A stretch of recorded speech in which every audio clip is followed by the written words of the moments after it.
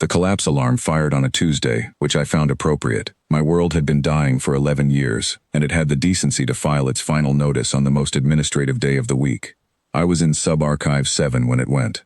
I had been there for 6 hours, transferring botanical density records from the Eastern Lowland Survey into the cold storage buffer, before the humidity sealed the cases shut permanently.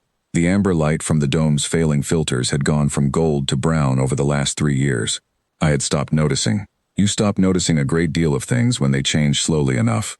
The alarm was not a klaxon. It was a low, cycling tone, the kind designed by engineers who understood that whoever heard it would already be overwhelmed.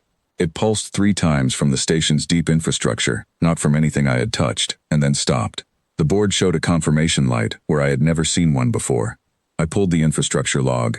The planetary biosystem collapse alarm was a relic. The Kethavar Ecological Survey Compact had installed it during the Joint Survey era, 212 years ago, when this world had been a thriving cataloging site and 8 species had co-signed the original Environmental Stewardship Accord. The alarm was hardwired, not into our network, not into the Compact's modern communication grid, but into the original terraforming era relay substrate that predated everything currently running on this planet. It had its own power cell, it had its own frequency assignment. And when the biosphere index dropped below the threshold that the original engineers had judged incompatible with sustainable function, it filed automatically. I had not known it existed. The Compact's modern environmental authority had not known it existed.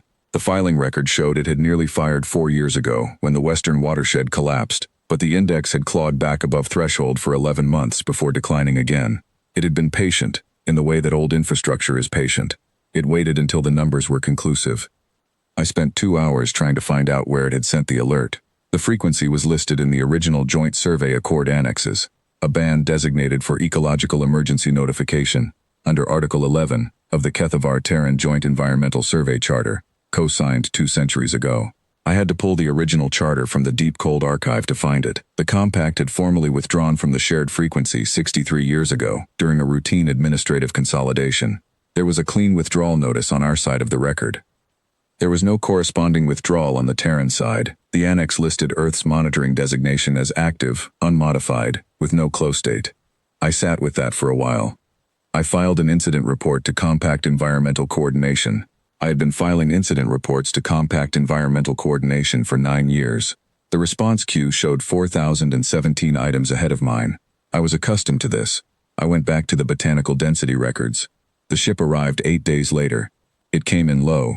The landing field had not been maintained in 3 years and the approach sensors were intermittent, so I heard it before I saw it. A deep, even thrumming unlike anything in Compact inventory. I watched it settle into the cracked dust with a precision that suggested it had landed on worse surfaces and knew how. It was not a warship, mid-sized, designed for long-haul fieldwork, low-slung, broad in the beam, with equipment housings along the dorsal line I later learned were soil analysis units. The hull was weathered stone gray. A crew of 4 came down the ramp. 3 wore environmental survey gear with integrated air filtration. The 4th wore a comms patch. She crossed the field toward the station entrance. I met her at the lock. Her name was Corrigan. Businesslike without being cold. She had introduced herself to difficult situations before and had learned to do it without excess. "Your planet's collapse alarm filed on Joint Ecological Survey Band Orvith 11, she said, after the standard exchange. Earth's Environmental Monitoring Charter still carries the band as active. We received the filing 8 days ago. Our nearest qualified hull was the Lenora Ashcroft, Ecological Survey Class, Extended Deployment Configuration." She paused. "You didn't know the alarm existed." It was not a question. "I found it in the infrastructure logs after it fired," I said. She nodded, in the way of someone receiving information that confirms something she had suspected. The original charter listed 17 monitoring bands. We never withdrew from any of them. The frequency stayed on our active monitoring roster through 3 administrative consolidations.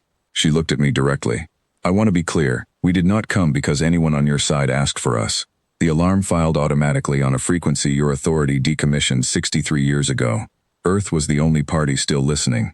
I had kept the collapse record for 31 years.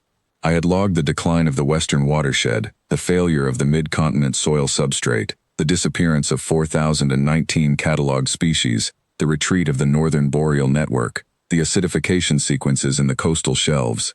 I had filed all of it to an authority that had acknowledged and deprioritized, and eventually stopped acknowledging, and I had continued filing because the record was the record, and someone ought to know what had been here. I had not cried about any of it. There was no use in crying about the things you were documenting. You documented them instead. I did not cry then either, but I stood for a moment in the lock with Signals Officer Corrigan and did not say anything, and she did not press me, which I found to be a considered thing. The Lenora Ashcroft carried seed banks.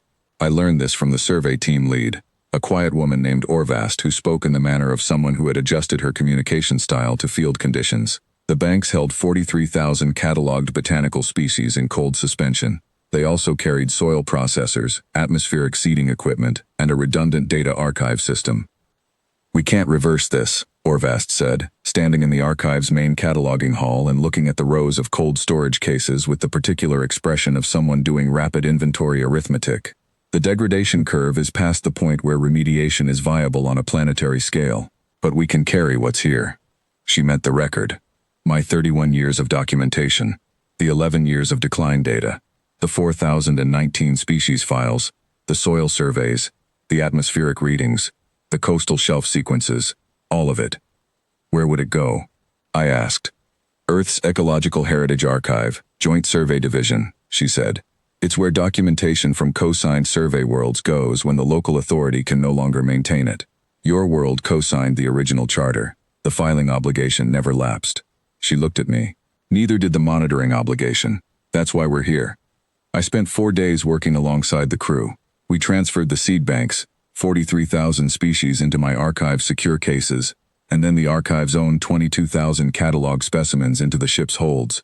We copied the full documentation record, every report I had filed, every survey, every decline log, every species catalog entry, including the 4,019 that existed now only as data.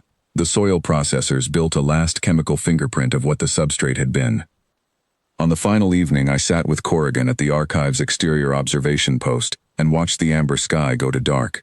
The haze was thicker than it had been 3 years ago. The stars came through faintly, the way they do when the atmosphere is carrying things it was not built to carry. "The alarm did not know where it was sending," I said. "It was not aimed at Earth. It was not aimed at anyone. It fired because the numbers told it to fire, on a frequency that no one on my side knew was still active." "I know," Corrigan said. "You kept the band open for 212 years. We kept a lot of bands open," she said. "The monitoring charter has 409 active designations from joint survey accords going back to the original era. Most have never filed anything. We check them on rotation." She paused. "Someone argued, about 60 years ago, for a full audit and decommission. The proposal was tabled. Institutional inertia." Another pause. "I find I'm glad of it." I did not answer that. There was nothing to answer that called for words. The Lenora Ashcroft departed the following morning. I watched it from the observation post, the same way I had watched the amber sky every morning for 11 years, with the attention of someone who has made documentation their whole work, and cannot stop doing it even when the thing being documented is their own world ending. The seed banks were aboard. The record was aboard. The 4,019 species that existed now only in data would exist somewhere other than this cracking dome in a dying world's haze.